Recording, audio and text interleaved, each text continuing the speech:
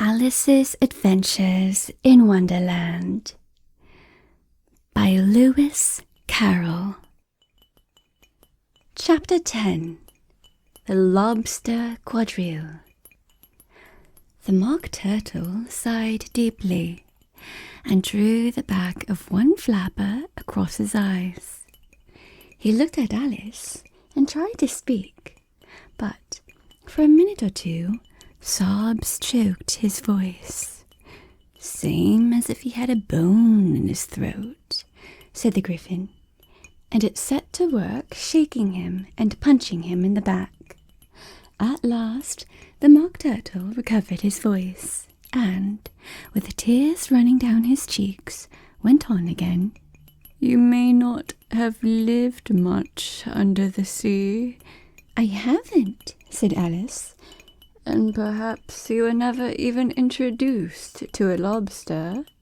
Alice began to say, "I once tasted," but checked herself hastily and said, "No, never." "So you can have no idea what a delightful thing a lobster quadrille is?" "No, indeed," said Alice.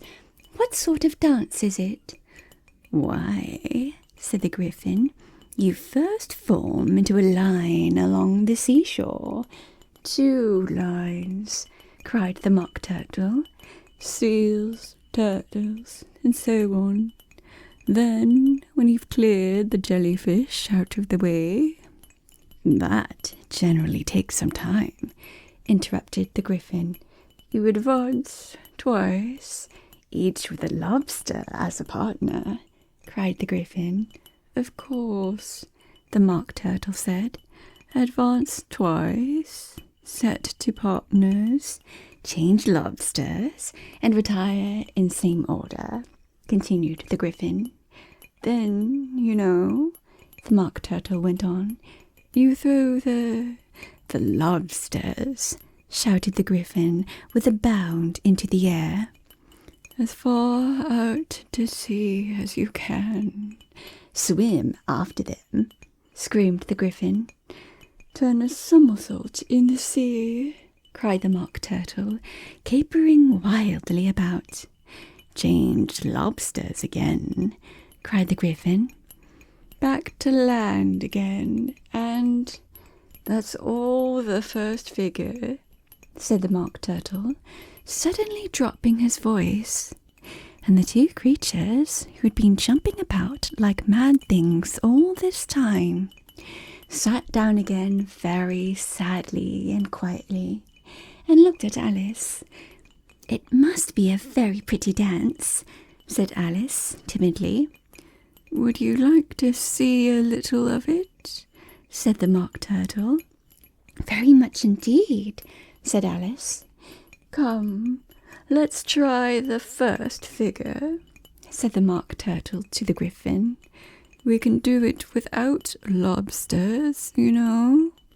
Which shall sing?"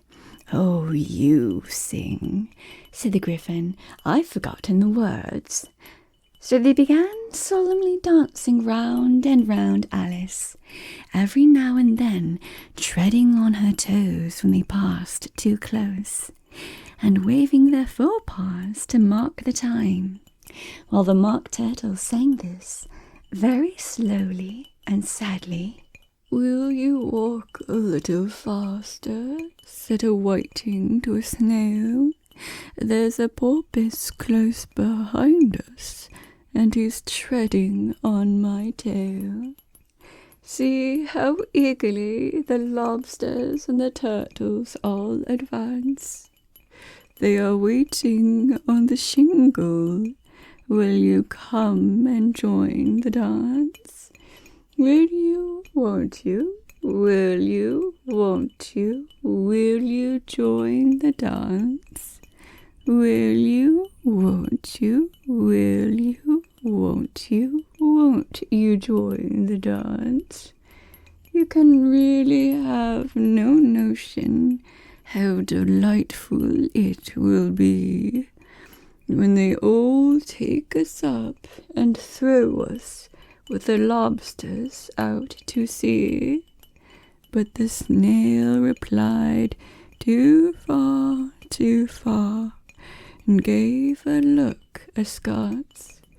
Said he thanked the waiting kindly, but he could not join the dance. Would not, could not, would not, could not, would not join the dance. Would not, could not, would not, could not join the dance. What matters how far we go? His scaly friend replied. There is another shore, you know, upon the other side. The further off from England, the nearer is to France. Then not turn pale, beloved snail, but come and join the dance. Will you, won't you, will you, won't you, will you join the dance? Will you, won't you, will you, won't you join the dance? Thank you. It's a very interesting dance to watch, said Alice, feeling very glad that it was over at last. And I do so like that curious song about the whiting. Oh, as to the whiting, said the Mock Turtle, you've seen them, of course. Yes, said Alice. I've often seen them at She checked herself hastily. I do not know what din may be, said the Mock Turtle, but if you've seen them so often, of course you know what they're like. I believe so, Alice replied thoughtfully. They have their tails in their mouths, and they're all over crumbs. You're wrong about the crumbs, said the Mock Turtle. Crumbs would all wash off in the sea, but they have their tails in their mouths, and the reason is... Here the Mock Turtle yawned and shut his eyes. Tell her about the reason and all that, he said to the Griffin. The reason is, said the Griffin, that they would go with the lobsters to the dance, so they got thrown out to sea. So they had to fall a long way, so they got their tails fast in their mouths, so they couldn't get them out again. That's all. Thank you, said Alice. It's very interesting. I never knew so much about a whiting before. I can tell you more than that, if you like, said the Griffin. Do you know why it's called a whiting? I never thought about it, said Alice. Why? It does the boots and shoes, the Griffin replied very solemnly. Alice was thoroughly puzzled. Does the boots and shoes? She repeated in a wondering tone. Why, what are your shoes done with? Said the Griffin. I mean, what makes them so shiny? Alice looked down at them and considered a little before she gave her answer. They're done with blacking, I believe. Boots and shoes under the sea, the Griffin went on in a deep voice, are done with whiting. Now you know. And what are they made of? Alice asked in a tone of great curiosity. Soles and eels, of course, the Griffin replied rather impatiently. Any shrimp could have told you that. If I'd been the whiting, said Alice, whose thoughts were still running on the song, I'd have said to the porpoise, keep back, please. We don't want you with us. They were obliged to have him with them, the Mock Turtle said. No wise fish would go anywhere without a porpoise. Wouldn't it really? Said Alice in a tone of great surprise. Of course not, said the Mock Turtle.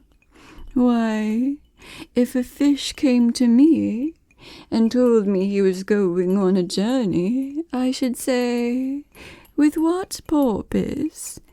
Don't you mean purpose? Said Alice. I mean what I say, the Mock Turtle replied in an offended tone. And the Gryphon added, Come, let's hear some of your adventures. I could tell you my adventures, beginning from this morning, said Alice a little timidly, but it's no use going back to yesterday, because I was a different person then. Explain all that, said the Mock Turtle. No, the adventures first, said the Gryphon in an impatient tone. Explanations take a dreadful time. So Alice began telling them her adventures from the time when she first saw the White Rabbit. She was a little nervous about it just at first. The two creatures got so close to her, one on each side, and opened their eyes and mouths so very wide. But she gained courage as she went on. Her listeners were perfectly quiet till she got to the part about her repeating, You are old, Father William, to the caterpillar, and all the words coming out different. And then the Mock Turtle drew a long breath and said, That's very curious. It's all about as curious as it can be, said the Gryphon. It all came different, the Mock Turtle repeated thoughtfully. I should like to hear her repeat something now. Tell her to begin. He looked at the Gryphon as if he thought it had some kind of authority over Alice. Stand up and repeat, "'Tis the voice of the sluggard," said the Gryphon. How the creatures order one about and make one repeat lessons, thought Alice. I might as well be at school at once. However, she got up and began to repeat it, but her head was so full of the Lobster Quadrille that she hardly knew what she was saying, and the words came very queer indeed. "'Tis the voice of the lobster," I heard him declare. "You have baked me too brown, I must sugar my hair. As the duck with its eyelids, so he with his nose trims his belt and his buttons, and turns out his nose. When the sands are all dry, he is gay as a lark, and will talk in contemptuous tones of the shark. But when the tide rises and sharks are around, his voice has a timid and tremulous sound." "That's different from what I used to say when I was a child," said the Gryphon. "Well, I never heard it before," said the Mock Turtle, "but it sounds uncommon nonsense." Alice said nothing. She sat down with her face in her hands, wondering if anything would ever happen in a natural way again. "I should like to have it explained," said the Mock Turtle. "She can't explain it," hastily said the Gryphon. "Go on with the next verse." "But about his toes," the Mock Turtle persisted. "How could he turn them out with his nose, you know?" "It's the first position in dancing," Alice said, but was dreadfully puzzled by the whole thing, and longed to change the subject. "Go on with the next verse," the Gryphon repeated. "It begins, 'I passed by his garden.'" Alice did not dare to disobey, though she felt sure it would all come wrong, and she went on in a trembling voice. I passed by his garden and marked with one eye how the owl and the panther were sharing a pie. The panther took pie crust and gravy and meat, while the owl had the dish as its share of the treat. When the pie was all finished, the owl, as a boon, was kindly permitted to pocket the spoon, while the panther received knife and fork with a growl, and concluded the banquet by, "What is the use of repeating all that stuff?" the Mock Turtle interrupted, "if you don't explain it as you go on. It's by far the most confusing thing I ever heard." "Yes, I think you'd better leave off," said the Gryphon, and Alice was only too glad to do so. "Shall we try another figure of the Lobster Quadrille?" the Gryphon went on. "Or would you like the Mock Turtle to sing you another song?" "Oh, a song, please, if the Mock Turtle would be so kind," Alice replied, so eagerly that the Gryphon said, in a rather offended tone, "No accounting for tastes. Sing her turtle soup, would you, old fellow?" The Mock Turtle sighed deeply and began, in a voice choked with sobs, to sing this: "Beautiful soup, so rich and green, waiting in a hot tureen. Who for such dainties would not stoop? Soup of the evening, beautiful soup. Soup of the evening, beautiful soup.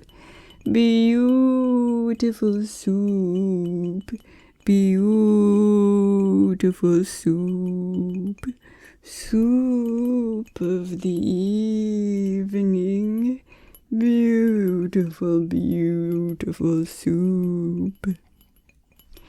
Beautiful soup, who cares for fish, game, or any other dish? Who would not give all else for two? Pennyworth only of beautiful soup. Pennyworth only of beautiful soup. Beautiful soup. Beautiful soup. Soup of the evening. Beautiful, beautiful soup." "Chorus again," cried the Gryphon, and the Mock Turtle had just begun to repeat it, when a cry of "The trial's beginning" was heard in the distance.